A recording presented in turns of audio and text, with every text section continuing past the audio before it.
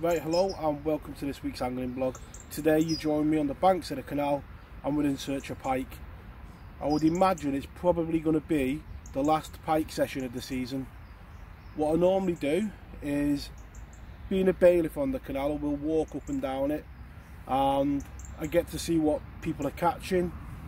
I've also got a lot of mates that fish the canal and quite recently the pike have been coming out and they haven't spawned yet.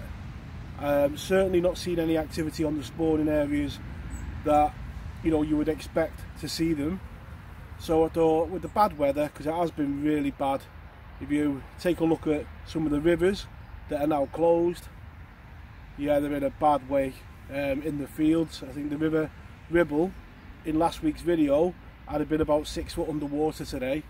So yeah, this is what I would normally do. I don't normally have one last session for the pike just before I think they're about to spawn, and then I call it a day after this and move over to lures and stuff like that. So the rods are out behind me. We'll go quickly over the setup and then we'll have a look at the baits we're going to use today. We started this pike season with the same setup as we're finishing it with, and that's testament to how well they work. They are components and mechanics of a rig that work on rivers, lakes and canals. So for the last session of the season, I'm going to go with, it's a float stop on the line, got 2 beads to aid separation so you can tell when the float is cocked. I've got a 20 gram inline Dinsmore float to a 20 gram bullet shot, a buffer bead so the bullet doesn't hit the knot, a swivel, and then my 18-inch wire trace. The 2 baits that I'm going to go with today are a smelt, because it's just a bait that I find works well on this canal, and the other bait is going to be a Joey mackerel section, just because it's a nice oily bait, and just before the spawning, when they're feeding, my thought is that them big girls want a nice easy meal and lots of energy from it, and them little jacks can't just resist a smelt. So the baits are out behind us there, and this time of year is the time to look back over the season, and I've had a bit of a mixed pike season this year for probably 2 reasons. One being the car breaking down in January, right on the time where you want to be out catching them better pike. I was off the road with the car, and also this year fishing the River Ribble on the stick float has really taken over. That's where my mind has been. So I've enjoyed going up there. That this blog is a representation of my fishing, and I do really get my head on some type of fishing sometimes, and it just takes over. So the piking has taken a bit of a back spot this season towards the end, most certainly, as the stick float fishing on the River Ribble has been what I've enjoyed and what I've been thinking about in the week in work and going. So they're the 2 main factors that have really affected this year, but take no way about it, I have enjoyed the piking that I have done. So let's take a little look back at the season that we've had. So the season started off, as it always does, in lightning fashion. October's a fantastic month for getting out piking. The warmth is still there and the pike are quite active, and we started off with a fantastic session, picking up a couple of doubles. I think we had 2 pike in the net at one point, I think, if I remember rightly, or certainly really quickly together, which is not unusual for that time of year. As October went on, we continued to pick up the odd fish here and there, but we ended October with a session that I will never forget, and I'll just play that little clip now. Certainly is one of them battles that I will never forget. As you can see here, I pick up the rod, the alarm is screaming off, and striking into the fish, I knew straight away I was into a good fish. And I would say probably one of the hardest fighting pike that I've ever caught. It's a fight that I don't think I'll ever forget. And as you can see, some of the hard runs that it went on were fantastic.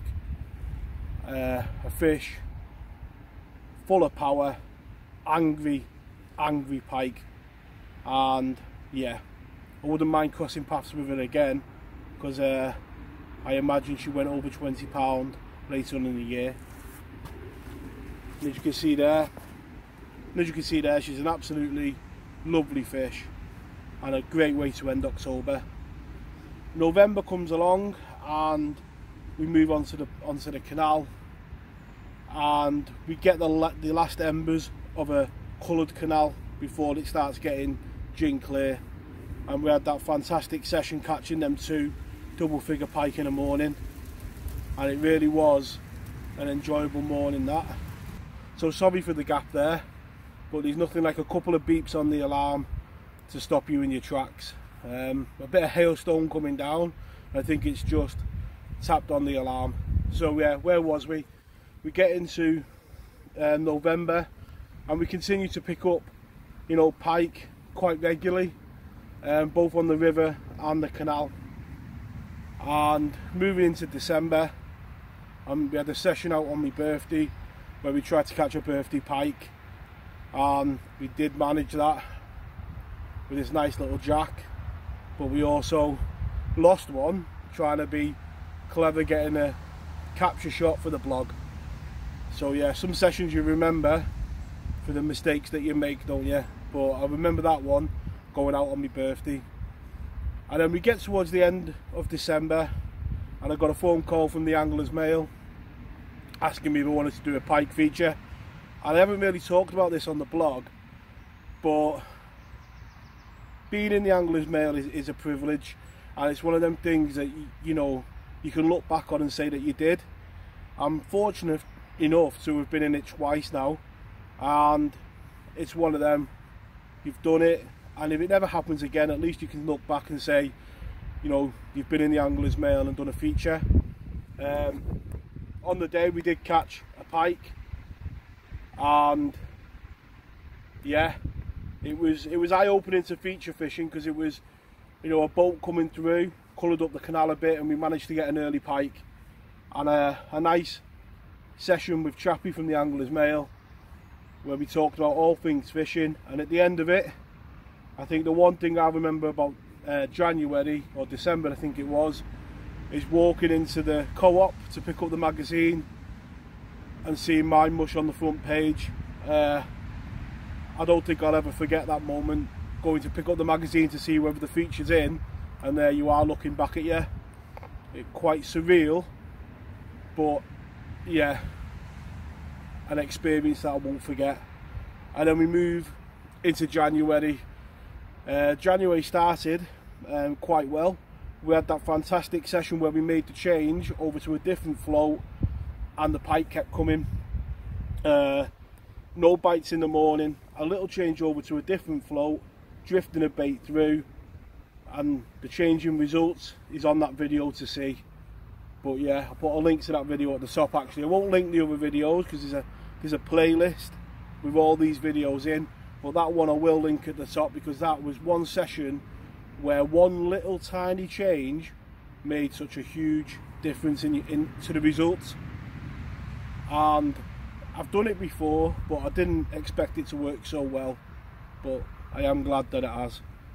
And then the car, after that session, the car completely broke down and we were onto the bus, and I was passing a spot all the time going into work. Every time I was going past it, there was nobody fishing it, and I was catching the odd glimpse of a fish topping at first light. So at the weekend we jumped on the bus. The first session was a blank, the second session it was frozen, but the third session there was a girl waiting for us. And yeah, let's take a look at that fish now.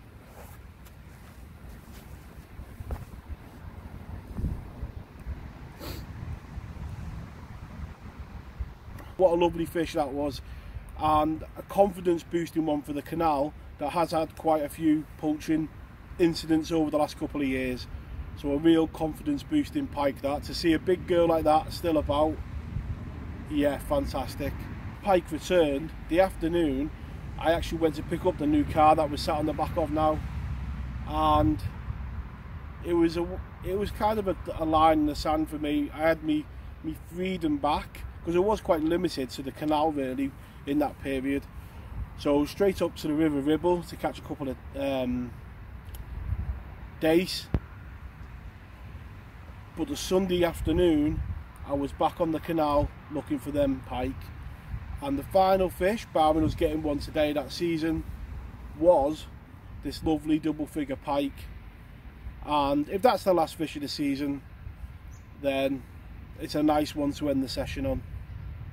So we're just looking at the rods now, and fingers crossed the rods pull off for one last time and we get one more pike and we can call it a day.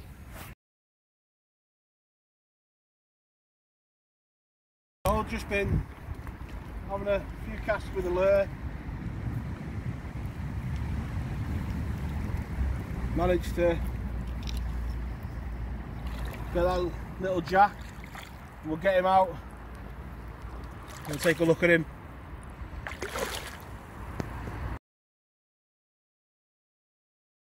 There's that little pike, and he didn't half nail that lure.